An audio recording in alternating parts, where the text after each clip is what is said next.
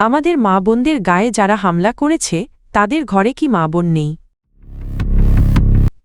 Milestone বিমান দুর্ঘটনায় ক্ষতিগ্রস্তদের পাশে থাকার আশ্বাস তারেক রহমানের। তারেক রহমানের নির্বাচনী প্রচারে সফরসঙ্গী ফ্যাসিবাদ বিরোধী আন্দোলনের নেতারা। ঢাকা ৬ আসনে যে প্রতীক পেলেন ইশরাক হোসেন। ফুটবল প্রতীক পেলেন তাসনিম জারা। বাংলাদেশ জামায়াতে ইসলামীর আমির ডা শফিকুর রহমান অভিযোগ করেছেন, মঙ্গলবার বিএনপির কর্মীরা পরিকল্পিতভাবে জামায়াতের নেতাকর্মীদের ওপর হামলা চালিয়ে তাদের আটকে রাখে।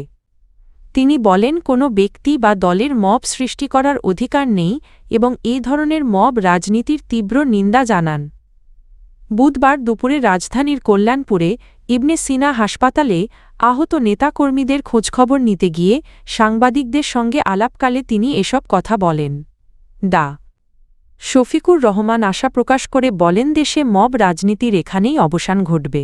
তার মতে জনগণ এখন সচেতন এবং মবের মাধ্যমে জনমত প্রভাবিত করার সময় শেষ হয়ে গেছে। তিনি আরও অভিযোগ করেন, হামলাকারীরা শুধু জামায়াতের পুরুষ কর্মীদের ওপর নয়, নারী কর্মীদের ওপরও হামলা চালিয়েছে, যা অত্যন্ত নিন্দনীয়। এ ধরনের সহিংসতাকে অমানবিক উল্লেখ করে তিনি বলেন, এমন পরিস্থিতি আর দেখতে চান না। রাজধানীর উত্তরায় মাইলস্টোন স্কুল অ্যান্ড কলেজে বিমান দুর্ঘটনায় হতাহতদের পরিবারের পাশে থাকার আশ্বাস দিয়েছেন বিএনপির চেয়ারম্যান তারেক রহমান। তিনি জানান, আহতদের উন্নত চিকিৎসা নিশ্চিত করতে প্রয়োজনীয় ব্যবস্থা নেওয়ার বিষয়ে অন্তর্বর্তী সরকারের সঙ্গে যোগাযোগ করবেন। বুধবার দুপুর 12:30টার দিকে গুলশানে বিএনপির রাজনৈতিক কার্যালয় পৌঁছে তারেক রহমান আগে থেকেই সেখানে অপেক্ষমান ক্ষতিগ্রস্ত পরিবারের সদস্যদের সঙ্গে সাক্ষাৎ করেন। গাড়ি থেকে নেমে তিনি সরাসরি স্বজনদের কাছে গিয়ে তাদের দুর্দশার কথা শোনেন।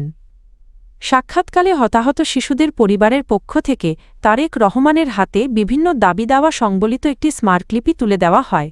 তিনি গভীর মনোযোগ দিয়ে প্রত্যেকের কথা শোনেন এবং শোকার্ত পরিবারগুলোকে ধৈর্য ধরার আহ্বান জানান। এ সময় তারেক রহমান বলেন, নির্বাচন পরবর্তী সময়ে বিএনপি রাষ্ট্রক্ষমতায় এলে ক্ষতিগ্রস্ত পরিবারগুলোর দাবি বাস্তবায়নে দলটি কাজ করবে। উল্লেখ্য, গত ২১শে জুলাই রাজধানীর উত্তরা এলাকায় মাইলস্টোন স্কুল অ্যান্ড কলেজ প্রাঙ্গণে বাংলাদেশ বিমান বাহিনীর একটি প্রশিক্ষণ বিমান বিধ্বস্ত হয়।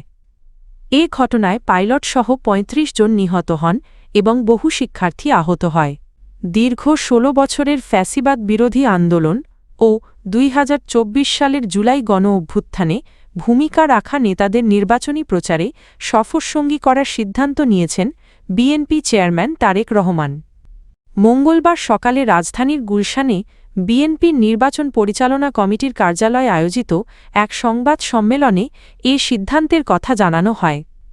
সংবাদ সম্মেলনে বিএনপি চেয়ারম্যানের উপদেষ্টা মাহদি আমিন বলেন, দলের অঙ্গ ও সহযোগী সংগঠনের নেতারা দীর্ঘদিন ধরে ফ্যাসিবাদ বিরোধী আন্দোলন এবং সাম্প্রতিক গণ-অভ্যুত্থানে অনবদ্য ও অভূতপূর্ব অবদান রেখেছেন।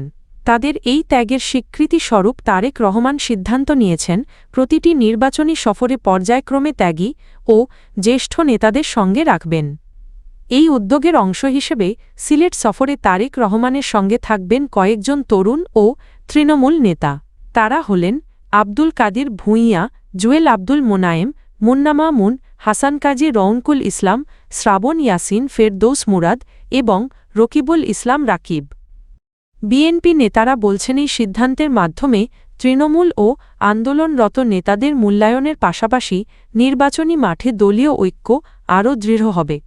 আসন্ন ত্রয়োদশ জাতীয় সংসদ নির্বাচনে ঢাকা ৬ আসনে বিএনপির প্রার্থী ইশরাক হোসেন ধানের শীষ প্রতীক পেয়েছেন। বুধবার সকালে ঢাকা বিভাগীয় কার্যালয় থেকে ইশরাক হোসেনের পক্ষে তার চাচাতো ভাই মাসরুর হোসেন প্রতীক বরাদ্দের চিঠি সংগ্রহ করেন। প্রতীক সংগ্রহের পর মাসরুর হোসেন বলেন, বিএনপি মনোনীত প্রার্থী ইঞ্জিনিয়ার ইশরাক হোসেনের পক্ষ থেকে তিনি দেশবাসীর কাছে দোয়া কামনা করছেন। তিনি আশা প্রকাশ করেন, একটি অবাধ ও সুষ্ঠু নির্বাচনের মাধ্যমে বিজয় অর্জন করে ঢাকা -৬ আসন ইশরাক হোসেনকে উপহার দেওয়া সম্ভব হবে। ত্রয়োদশ জাতীয় সংসদ নির্বাচনে ঢাকা ৯ আসন থেকে স্বতন্ত্র প্রার্থী হিসেবে প্রতিদ্বন্দ্বিতাকারী ডা তাসনিম জারা তার নির্বাচনী প্রতীক পেয়েছেন। আসন্ন নির্বাচনে তিনি ফুটবল প্রতীকে প্রতিদ্বন্দ্বিতা করবেন। বুধবার দুপুরে ঢাকা বিভাগীয় কমিশনারের কার্যালয় থেকে তিনি প্রতীক সংগ্রহ করেন।